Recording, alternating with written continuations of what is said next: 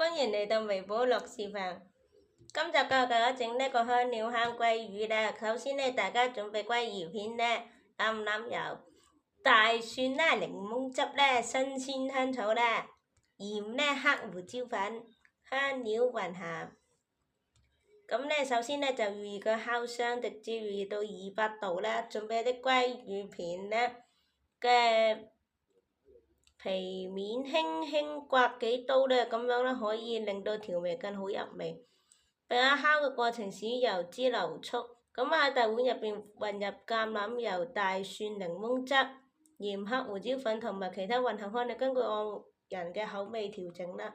將調好嘅醬料均勻塗喺鮭魚片嘅兩面，建議醃製約15到30分鐘嘅，用鮭魚吸收味道。用咗醃製好嘅鮭魚片呢，喺烤盤上邊呢，就建議呢鋪一啲錫紙咁呢放入烤箱入邊烤12到15分鐘，或者直到鮭魚熟透並且表面稍微金黃色嘅。